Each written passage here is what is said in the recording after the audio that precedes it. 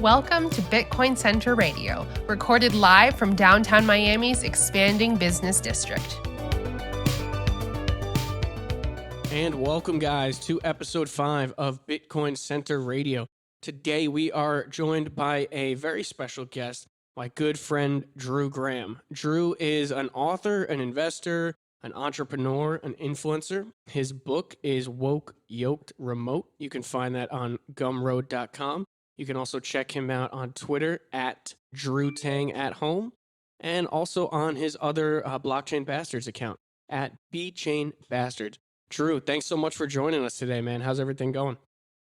Excellent, Matt. Thank you so much for having me on. A lot of crazy stuff going on right now, so I'm sure it's going to be a lively podcast here. Oh, it's going to be lit for sure, man. I guess let's start off with what's going on right now on the ground in Michigan, man. I'm seeing some crazy videos of the streets just completely packed out with cars blocking the road. I guess people are taking to the streets to protest the stay-at-home orders. Yeah, pretty crazy out here. Governor Whitmer, she's just been going like unnecessarily hard.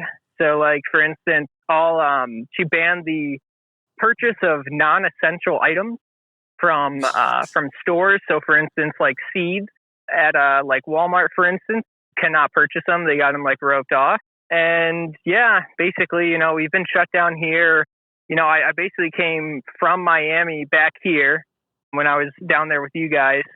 But since I got back in mid-March, they basically shut down the week after I got here. And it's been shut down for about a month now. So people took to the streets of Lansing, our capital. And even though, obviously normal protesting isn't allowed due to social distancing, we got real creative and everybody just showed up in their cars. And I think there was actually some on the ground protesting as well. But yeah, they basically blocked the street to, basically protesting to reopen up the economy.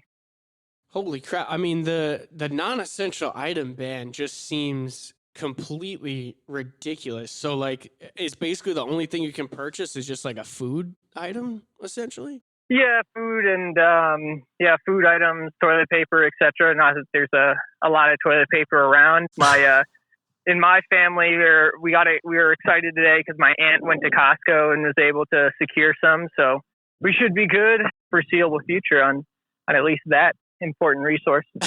I can't even remember the last time I saw either paper towels or toilet paper on the shelves. I think it's been at least 2 months now since you've been able to buy those items. It's just absolutely crazy, man. Are you? Yeah, it's real nutty. Are you going to take a little trip down to Lansing and get out there on the streets, or? Yeah, maybe. We'll see how long this goes. We'll see how long they try to push it. For me to get out and protest, they'd have to start pushing either the mandatory vaccination or basically that, the mandatory vaccination, or also the like vaccination certificates or whatever they want to do. Because that would be, I think that's definitely where we push the boundaries of, limiting our liberty. So definitely that it'd probably take it to that point for me to get out there, but we'll see. Okay. And yeah, let's just get right into it, man. I know you do a lot of good work exposing, some hard to find truths. The general public, the normies might not ever have access to this information, but Drew's Twitter, guys, it's a treasure trove of knowledge and truth. Like, realistically, when it comes to a vaccine, I mean, how far are we away from that being developed? Because I've heard a ton of different things, but from my understanding, it wouldn't even be until next year at the earliest. Is that correct to assume? Yeah, so according to Bill Gates, he said, in one of his recent interviews, he said it would probably be until fall of 2021 that we would go back to normal, quote unquote, and that would be after full vaccination of the entire population. Just going off of what he said recently, he's personally funding 7 different candidates for the vaccine, and he's actually he has patented a coronavirus vaccine before, but obviously this is novel coronavirus, which obviously there's for each major virus, there's tons of mutations of each one. Mm-hmm. So that's one of the options. And then also there is a vaccine being developed in Israel that they just so happened. You can literally read the interview. They say, oh, it was just, it was sheer luck that we decided to pick coronavirus as our target for this vaccine. So that's the other possibility as far as word on the street of the possible vaccine. I think what's the scariest part about that is, again, the idea that it's going to be mandatory and that they're going to have certificates. Either Bill Gates recently in a Reddit Ask Me Anything, he mentioned that with a vaccine you could also include a kind of like digital ID that would show, it would be essentially like a digital record of what vaccines you received. And that's definitely something that I'm worried about. I think that level of when you require a vaccine for the entire population, then in the instance that there is something wrong with that vaccine, and there have been problems with vaccines in the past, obviously. Right. And as much as, there's a big stigma about being anti-vax, when you get down to the basis of it, it's just like any other pharmaceutical product. It's not just these, people think it's just like, measles and smallpox and polio vaccines. There's many variations, and they're coming up with new products all the time. So just like any other pharmaceutical product or cure, medication, you have to, there's always a possibility that there's not, or there's side effects that you haven't tested for, especially with vaccines. Since 1986 in the United States, vaccine manufacturers have been completely exempt of liability for any damage that comes from vaccination. That's crazy. So there is, especially with vaccines in this country. And again, people think that there's no, like, the idea that people or children have been permanently damaged from vaccines. People think that's a myth, is the common perception. But there is actually a vaccine injury compensation fund run by our government, and it's paid out over $4.3 billion since it was created. Jesus. Now, mind you, vaccines are, especially when you're, according to the CDC schedule, you get a lot of those vaccines before 18 months. So it's extremely hard to, for instance, in terms of learning disabilities, at 18 months, that's just when you're, you're starting to walk and talk and become a social being. Right. So when you get all those vaccinations up until that point, it's incredibly hard to prove in the court of law that you developed those learning disabilities because of the vaccine. And there's very few people who can afford the lawyers to go through with those cases. So yeah, as far as mandatory vaccinations, that's why I would be against that, because it basically limits it limits our diversity. If there was something wrong with one of those vaccines, then the entire nation would, and especially because that vaccine the coronavirus vaccine is being rushed into production. And the FDA, CDC, they're literally, all the red tape and like waiting periods for testing, those are all, thrown to the wind. It becomes extremely dangerous to make a vaccine mandatory when when it's going to be impossible to get long-term testing. They're just like, no, like I said, even if the vaccine comes out next year by fall, that means there's only going to be a year of possible testing. So there could be issues with that vaccine that don't happen. They take a long time to develop, long-term side effects, and we'd have absolutely no way of knowing about them. It's ridiculous, man. I'm not on like the far side of either argument. Like I'm not like a hardcore anti-vaxxer. I'm not like hardcore, okay, take every vaccine. But if they're going to mandate that to just go outside or to interact or to go in a store or to be in a social setting, that you're going to need a vaccine, that's just a complete disregard for our rights, for our freedoms. And it just really makes you think about what sort of world are we going to live in after this? Are we ever going to go back to normal? Are we really, I think we're seeing the reshaping of society, like basically in real time, man. Yeah, no, absolutely. some people in some circles, they've been referring to 2020 as year zero, kind of like the changes we're going to see in this year or kind of resetting society. And I know we've talked about this before, obviously not on this podcast specifically, but there was, for those of you into astrology and looking for a possible cause of such a large shift as what we've seen, January 12th was a astrological event that hasn't happened for 500 years.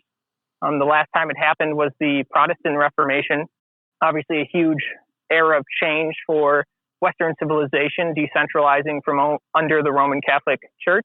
Oh, yeah. But that astrological event is called, it's Pluto conjunct Saturn in Capricorn. Mm-hmm. And yeah, basically it's, what that symbolizes is Saturn is discipline and systems, governance, and Pluto is death.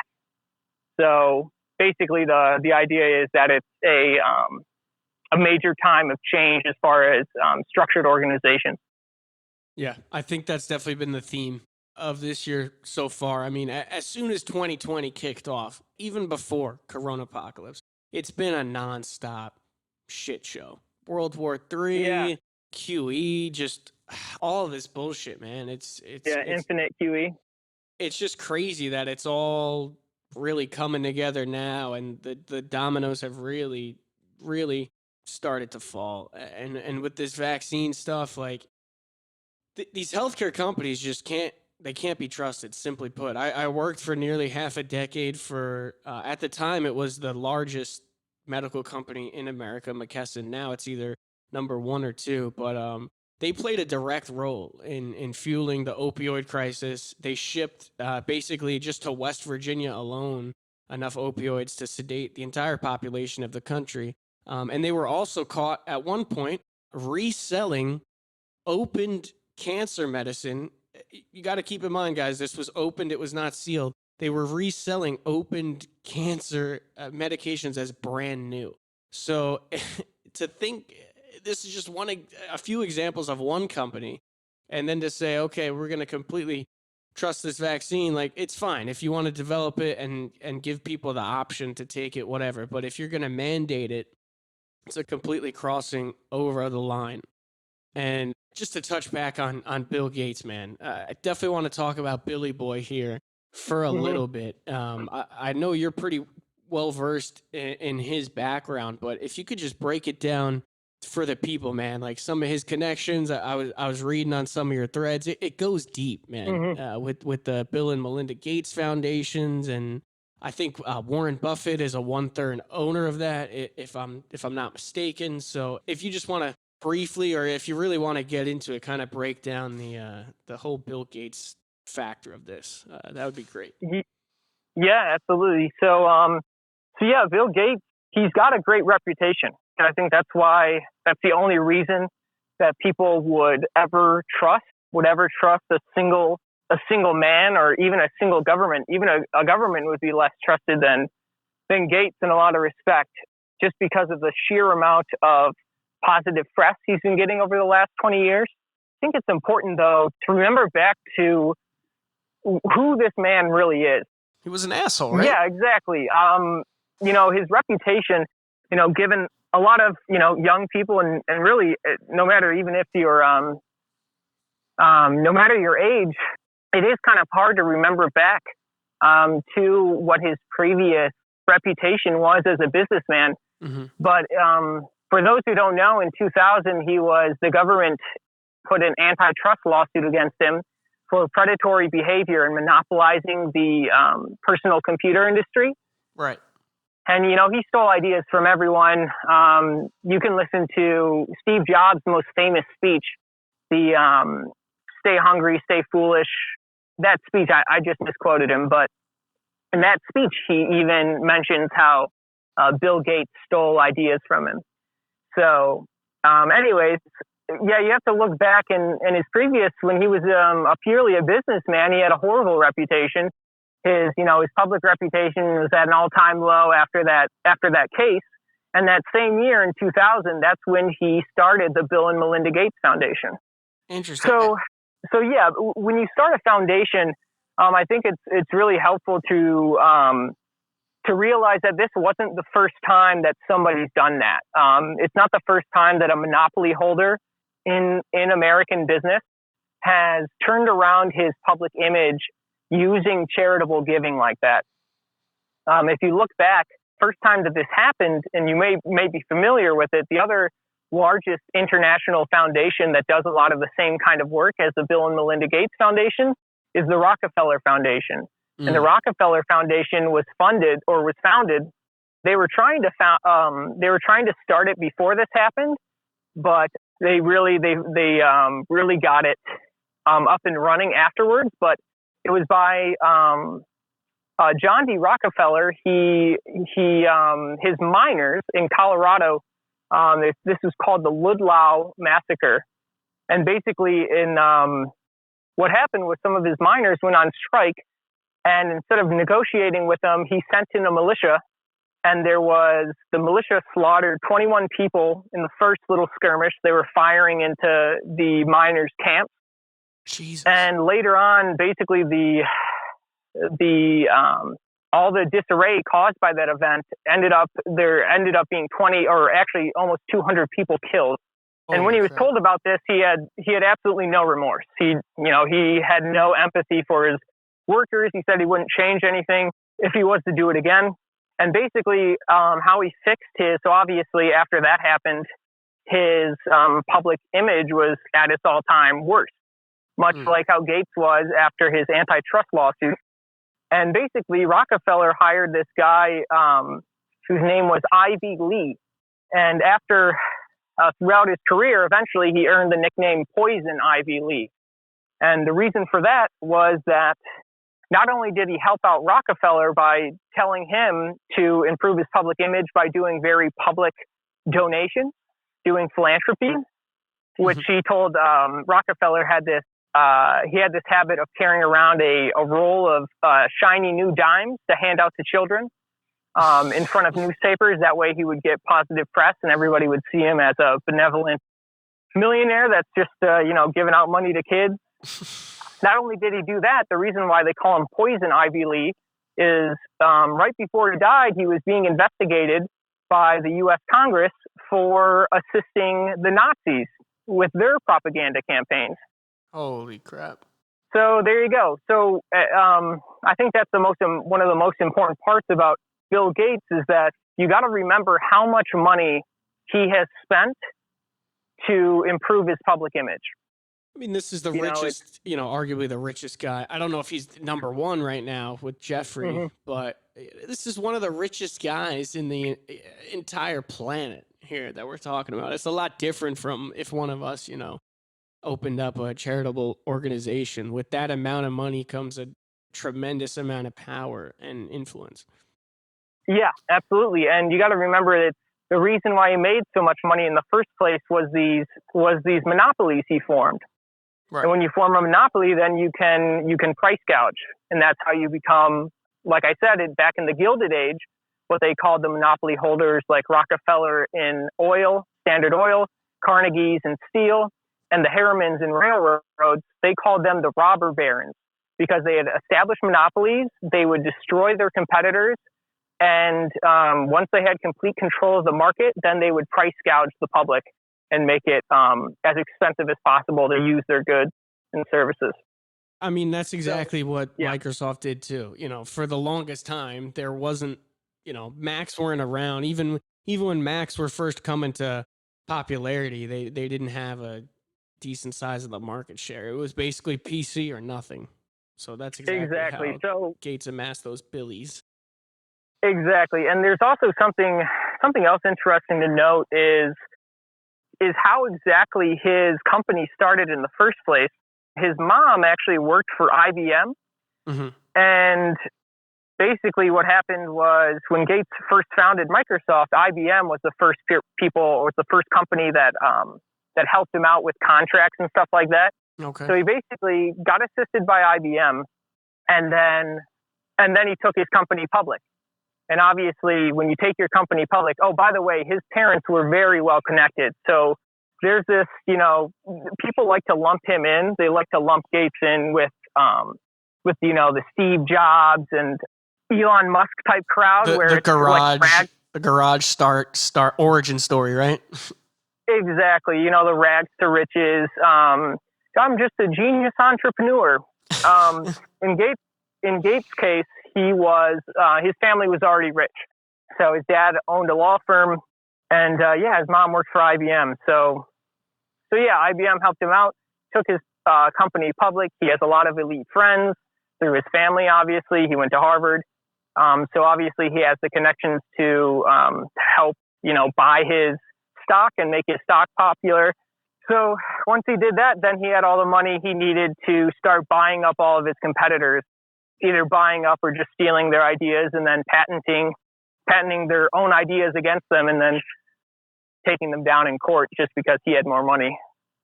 Where did the obsession with public health come from, though? Because I know he's always been trying to end poverty and end malaria. Yeah. And with Event 201, this stuff is nothing new. Bill Gates has been about this stuff. But where did the obsession with health come from?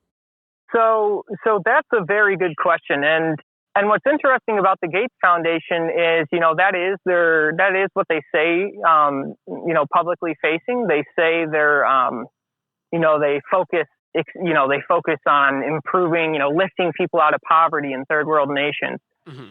What's interesting though is out of, for instance, I believe it was in 2010, they did a big $10 billion donation. And out of that $10 billion, only $650 million went toward providing clean water, food, and actually improving living circumstances. The rest of it went towards vaccination. So a fraction of that. Exactly. So that raises an interesting question. Why, even if vaccines are super helpful, why would he invest so much in that and leave, because obviously there's still people desperately in need of clean water sources and food in Africa, but shelter, but he chooses to only commit a small fraction of his money to doing that. That does raise the question, where did this obsession with public health come from? Mm-hmm. And if it truly is an obsession with public health, why does he only donate such a small fraction to things that we would think are the most essential? And to steal a phrase from Robert F. Kennedy Jr., he says Gates has a belief that good health only comes from the end of a needle. So to understand why, we need to look back again to that same Rockefeller Foundation that kind of laid the groundwork for the Gates Foundation. And you can look at the projects that they fund, and they fund a nearly identical portfolio project. But to understand why they're so obsessed with public health, you have to look at what the Rockefellers focused on. And if you notice, if you go back to when this Rockefeller Foundation started and kind of what the general feeling and ideology among these robber barons was back in the Gilded Age. And they were very much into social Darwinism, which is basically, you're trying to create the fittest genetics for the human race, mm-hmm. And for them, they called it's also called eugenics. Right. And not only was Rockefeller funding eugenics projects in the United States, but they also funded the eugenics program in Nazi Germany. It's actually in the Nuremberg trials, some of the Germans said that the whole study of eugenics, they just got it from the United States.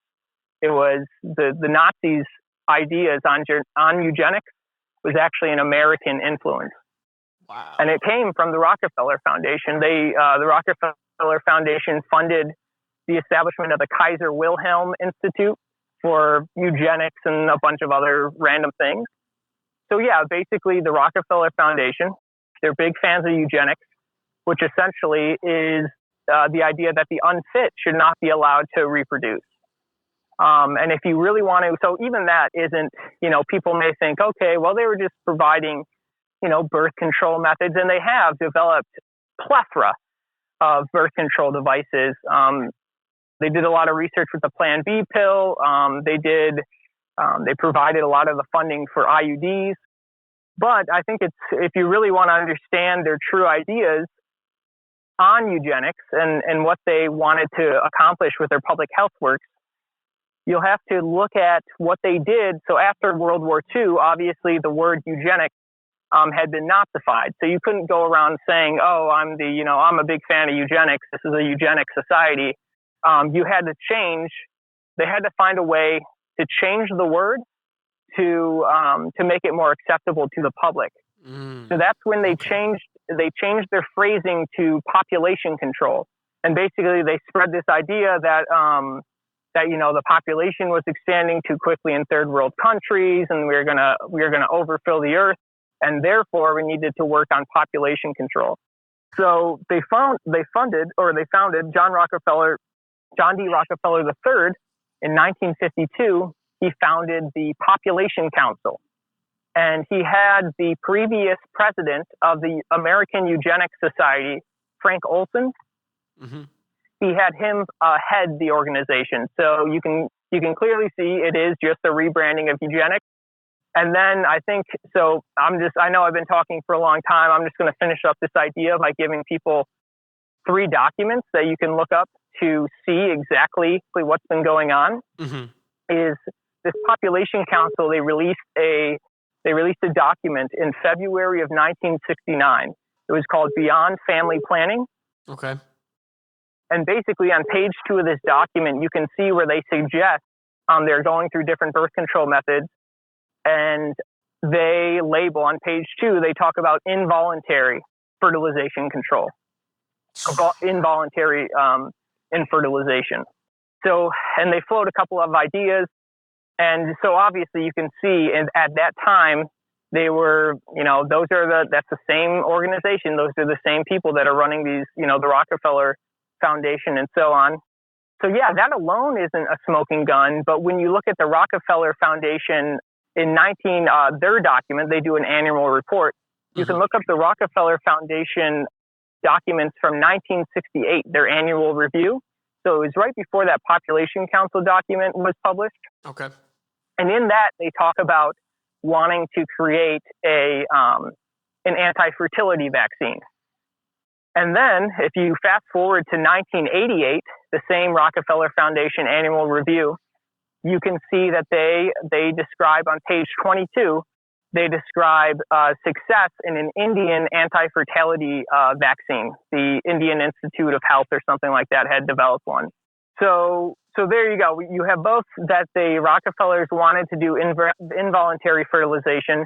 Then you have them wanting to develop a anti-fertility vaccine. Then you have them developing that anti-fertility vaccine. Still not the smoking gun until you look at, so that anti-fertility vaccine, if you look it up, it's by a Dr. Talwar, Talwar. Okay. And basically, how that vaccine works is it basically makes the female body allergic to the human pregnancy hormone, which is called HCG. And how they do that, the body normally won't attack that hormone. So what they do is that they mix in that hormone with a toxin. So what they use is the tetanus toxin. And by combining those two, they trick the body into thinking that HCG, pregnancy hormone, they make the body believe that is a outside invader. So the mother becomes allergic to her child, and it causes spontaneous abortion. 1988 is when they confirmed that had succeeded in trials in that Rockefeller document. Fast forward to 1995, there was a call for a congressional investigation into the World Health Organization's distribution of, wait for it, a tetanus vaccine to third world countries, Mexico, the Philippines, and Mexico, the Philippines, and there was one other country then. But regardless, they had doctors in Mexico and the Philippines in 1994 and 1995 had discovered that there was HCG in the tetanus vaccines that the World Health Organization was giving out. that investigation basically just turned into a he said, she said between the World Health Organization and those nations' governments. You know, obviously the WHO has a lot more funding than those governments do. But to tie this all together with Gates, in 2014, the same situation was repeated in Kenya, where the Kenyan Catholic Doctors Association, again, found traces of HCG in their tetanus vaccines that were being distributed by the World Health Organization, but this time they were being funded by the Gates Foundation. So Bill Gates directly funded the release of this tetanus vaccine. And, you know, all of this, you know, even to this point is still, well, you know, I guess those doctors could have been lying. They could have been, you know, the doctors of these countries, they could have been like, you know, trying to, you know, they're just scared of vaccines or something. But what's really the smoking gun in this instance is that this tetanus vaccine that they were distributing, they were only distributing it to fertility age women. They're only doing it in between, like, you know, I think it's like 16 to 40. So they weren't giving this tetanus vaccine to boys or men or anything. This was a specific female vaccine, tetanus vaccine. And they say it's, you know, if you get the tetanus vaccine while you're pregnant, then your baby's protected, so on and so forth. But yeah, that's a convenient cover up if you want to test out your anti-fertility vaccine. And yeah, basically there you go. Gates, he got away with that as well. But again, Robert Kennedy Jr., which is, you know, obviously the son of Robert F. Kennedy, the brother of JFK, who they were both assassinated. Yeah, RFK Jr. Posted on his Instagram recently exposing Gates for that exact scandal. So in conclusion, you know, when you learn about the history of eugenics in America and how it got rebranded into population control after World War II, then you see, you know, how they've implemented those eugenics policies, you start to become a lot more cautious about what Bill Gates is so anxious to give everybody. Right. I guess the moral of the story is take it with a grain of salt. Don't just blindly accept what the media and what Bill Gates is saying, you know, coming out here like a hero in a cape. Oh, put all this money to vaccines. I'm going to save everyone. We're going to make the vaccine mandatory. Because when you actually take the time, you know, to zoom out, to study the clues, to look back at history, you can see that he's just taken a page out of the book, the guys that came right before him. So highly skeptical. Yeah, exactly. Yeah, like you said, obviously I don't want anybody to, you know, immediately throw out the idea or whatever of the coronavirus vaccine. I'm not telling you not to get it. I just encourage everybody to look into the background of those documents I listed. And you can go to my Twitter. I have that, all those documents included in my thread on this subject. So if you want to look at those, I can help you find them. They are a little bit hard to find on the internet, but yeah, I mean, just do your own research. I think it's really dangerous to just trust one of the most wealthy men on the planet without doing your proper research into his background.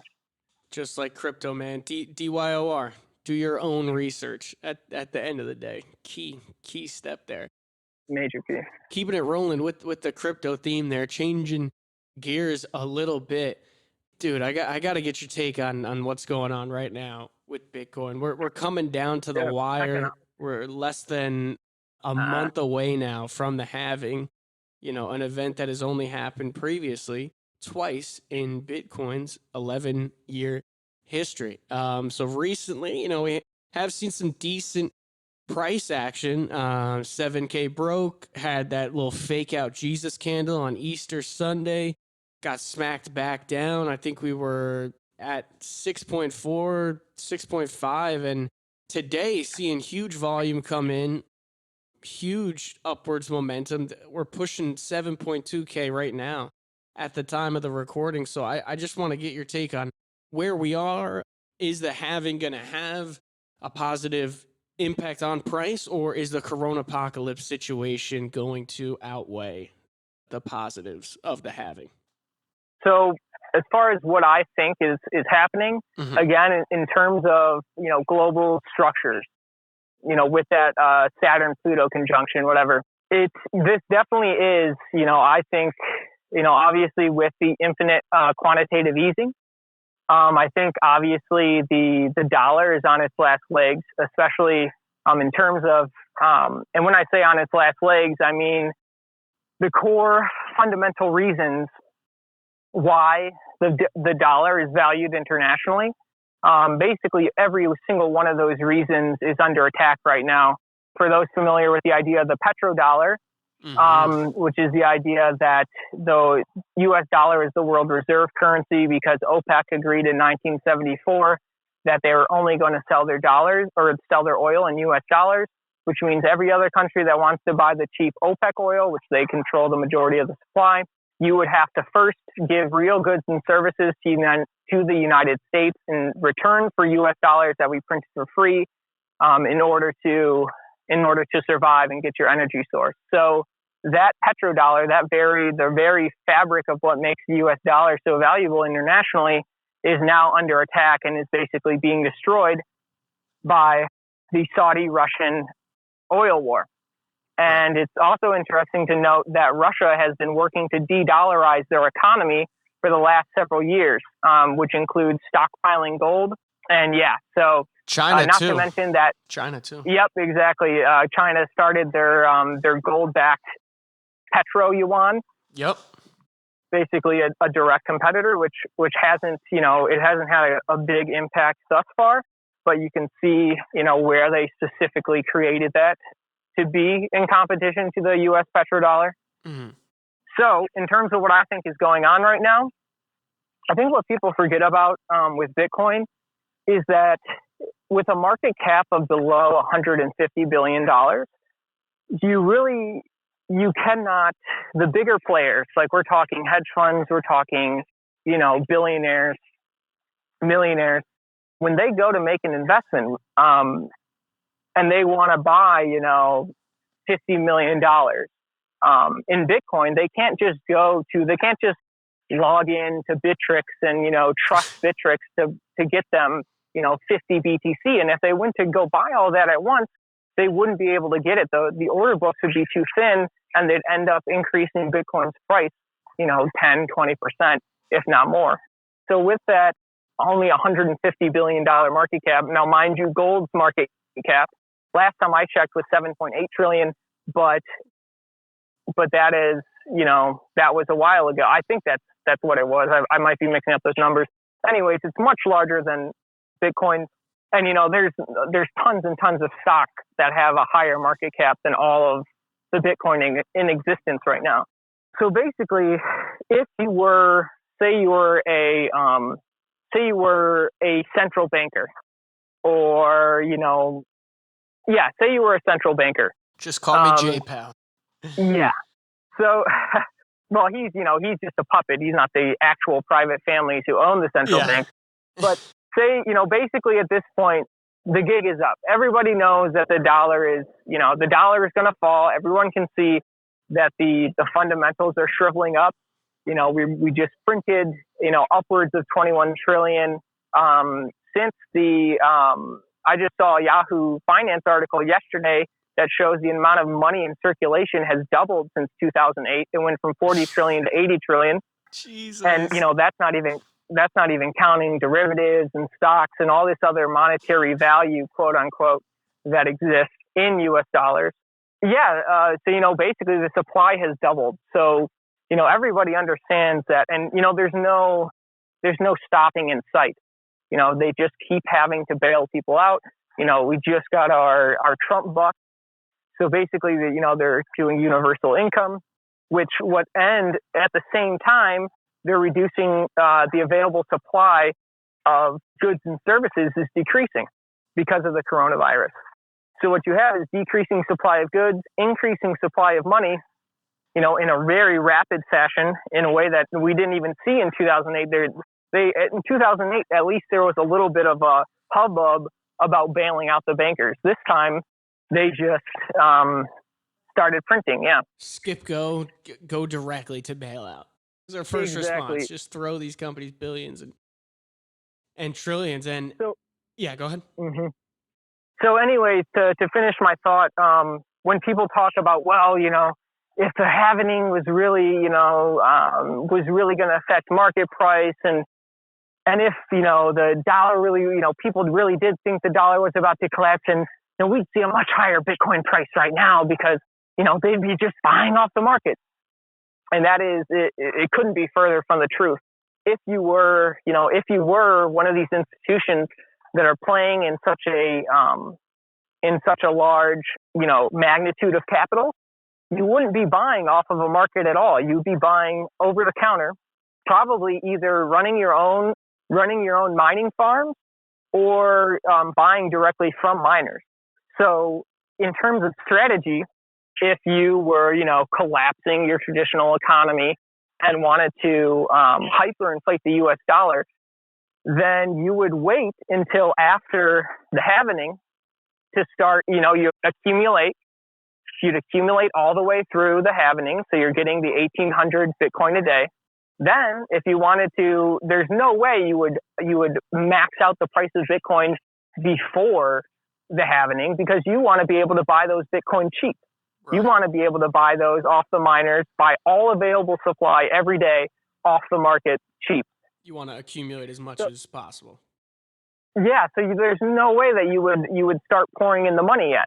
Now, when you're thinking, okay, so they definitely wouldn't do it beforehand. So after May here, then there's nothing stopping them.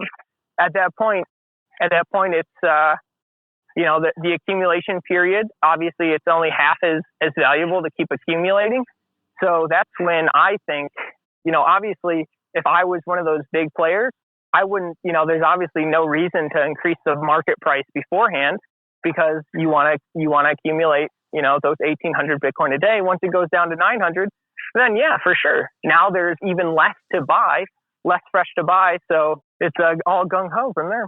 Pump it up. And yeah, I'm not saying, snap your finger, May 11th, May 12th, whatever, and the price is just going to double instantly. No, absolutely not. But I think the 3 to 6 months after the halving, you're going to see significant price action to the upside. Yeah, it really wouldn't take much. It really wouldn't take much, especially with the stock market down so much. People and the Fed just buying up stock is really kind of, they're not directly buying equities, but they're considering it. But just pumping all this extra money, all that money eventually, it's very possible it finds its way into the market, especially doubling the amount of money in circulation. So it's kind of given it a false, sign of recovery, where in reality, all the hedge fund managers, all the big players are getting out of the market. They're all getting out of the market, and all that's happening is the Fed, through their various, proxies, are just buying up the market to make it look not as bad. But so there's all this cash now. There's all this cash sitting outside of the market. And if you're if you're a big player that's, playing in the hundreds of billions of dollars, or even, just billions. Yeah. If you're playing with billions of dollars, how long would you keep your money exclusively in the US dollar, which you can see is being printed like mad? How long would you be willing to keep your money in that, especially seeing that the petrodollar aspect of it was also being attacked? The answer to that is you wouldn't. And that's why gold is now, I believe it's at an all-time high. Has gold ever been higher than 17? It's not at its all-time high. It's only like $200 off. I think the all-time high was either 1,900 or 2,000. But gold recently did see a huge breakout above $1,700, and it's been able to hold above that. But I agree, man. There's going to be nowhere left for the money to go. The only two logical places it's going to flow, it's going to be Bitcoin and it's going to be gold. So it's just a matter of time before, reality sets in. I think again, what's interesting and what I'm thinking about here is these same, this is for the, me being a conspiracy theorist or whatever bullshit term you want to put on top of it. I've done research into who these families are that run the Federal Reserve and all these other central banks around the country. And these were the exact same banking families that helped write the Treaty of Versailles that ended World War I and set the reparations payments for Germany at the time. So basically what happened there, this is one of the most prolific examples of hyperinflation, was the hyperinflation of the Deutschmark after World War I. Basically what happened was these bankers, with their lawyer, Alan Dulles, they set a ridiculous amount of money in reparations that Germany would have to pay back the world. At that time, it was $33 million. But in today's dollars, that would be, some people put it at like 400 billion. I've seen it more at like 2 trillion. But anyways, the estimates would have had them, they would have to work until 1988 to pay back those reparations. And what ended up happening was it just caused their Deutschmark to hyperinflate because they kept, printing more because they wanted to keep up with the payments and, actually like stimulate their economy. And yeah, so those same bankers are still in, and basically what happened is those same robber barons that I was talking about earlier, they came in and bought all of Germany's mines and factories. So they came in and bought everything up cheap. They knew what they were doing. Exactly. So that's not a coincidence. They did it all on purpose. And I know for a fact it's the same exact banking families that are still in power today that are running the Federal Reserve. So if I was them and I wanted to, again, hyperinflate a currency in order to, consolidate power more, then I would do exactly what's happening right now, which is, give out free money in all kinds of bailouts, announce unlimited QE, double the amount in circulation. And yeah, I think that's what we're seeing right now.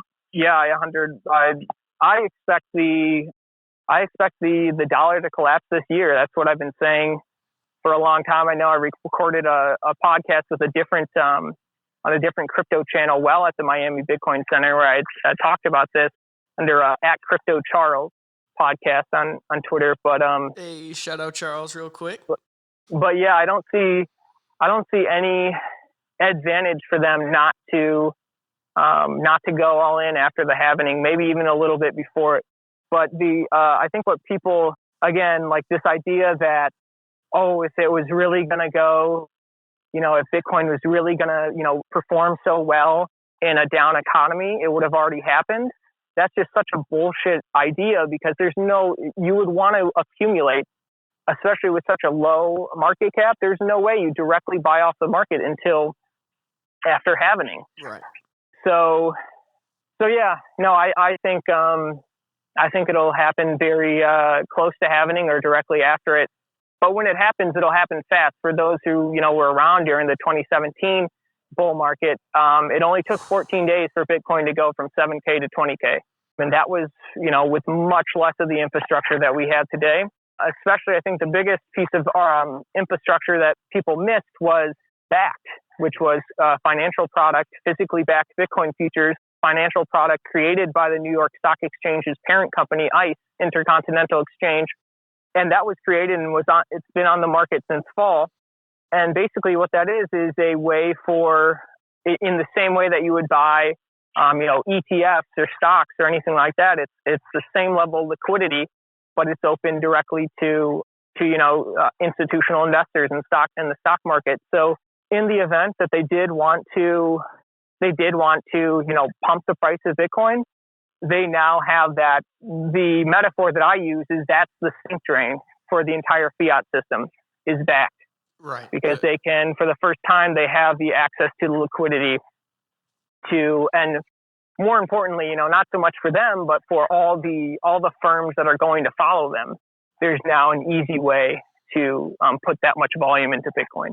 Right. So the infrastructure wasn't there before for it to happen, but the infrastructure's in place now for even large institutions to FOMO into Bitcoin. So I agree. I think, like you said, it's a perfect metaphor. It's the sink drain.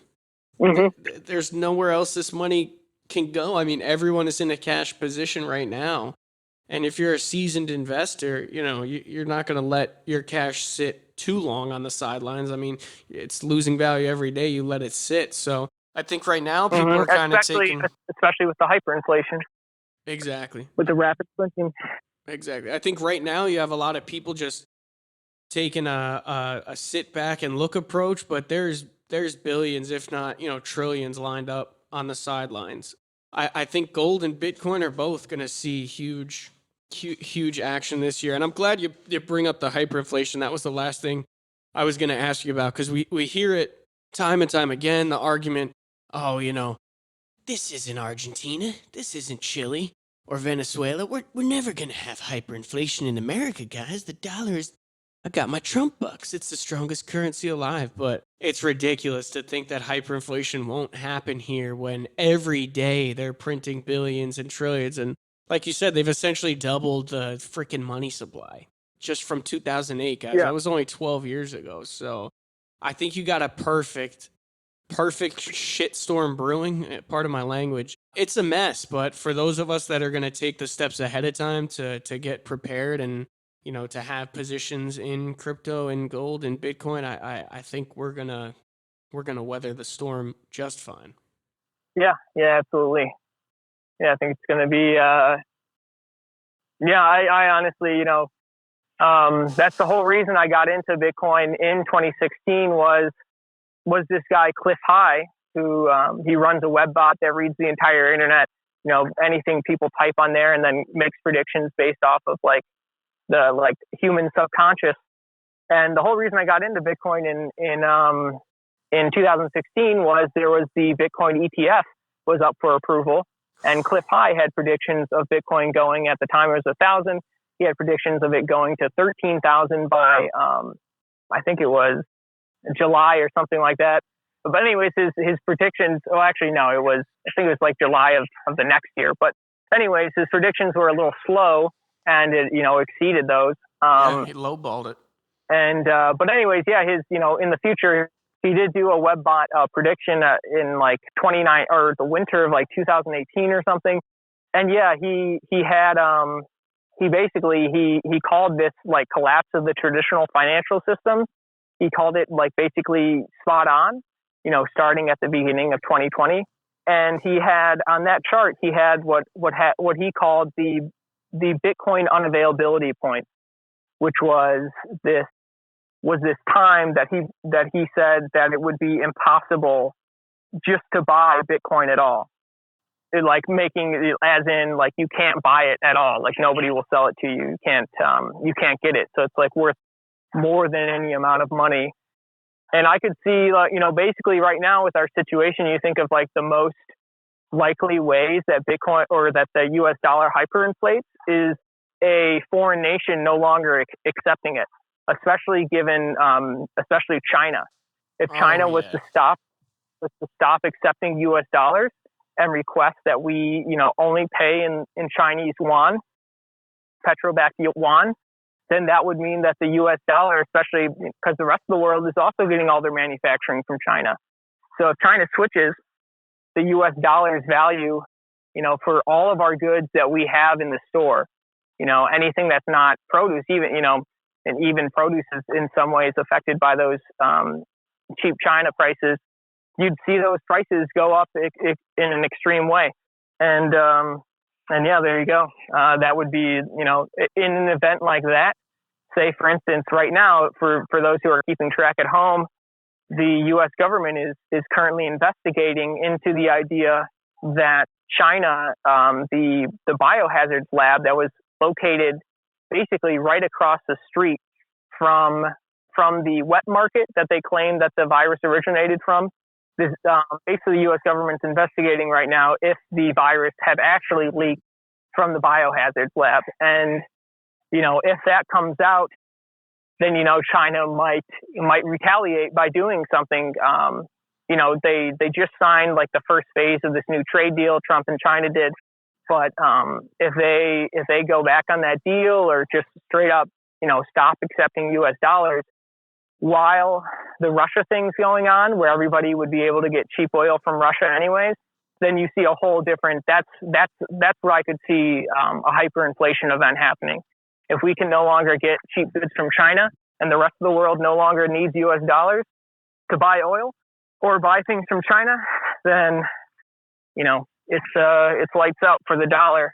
And you got to also remember how much Bitcoin mining goes on in China. Overwhelming majority of it, I would say at least 60 to 70, depending on the time of year, possibly even higher. But more than 50% is Chinese. Facts. Yeah, so there you go. That's just, from my perspective, I'm expecting the halvening to basically be the green light in terms of if there is, if there are large players looking to make Bitcoin the new world reserve currency, as that's kind of depicted on the cover of the January 1988 Economist magazine. They have a phoenix. The phoenix cover, yeah. Phoenix with a coin around its neck on a chain, as in like a blockchain. They have it on, that phoenix is on top of a pile of burning fiat currencies, and it says, "Get ready for a new world currency." Or a new global currency. They love hiding those clues so in plain you could very sight. easily, exactly, and you got to remember, unlike normal financial instruments like stocks, for instance, you can buy Bitcoin anywhere in the world.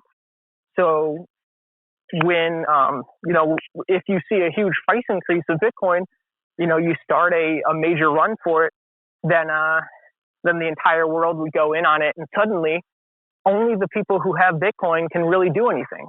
They're so much more wealthy by so much more of a magnitude compared to everyone else that people are only going to want to take Bitcoin, especially with the, once it starts going up and people are getting these, think of how many people the next time they're talking right now about giving people $2,000 a month in coronavirus universal income. Think of how many people would just take that free money and put it immediately into Bitcoin if Bitcoin was, consistently going up. Who knows, man? That might have even been the reason for the pump. It's just people FOMOing in with those $1,200 checks. It very well could be that.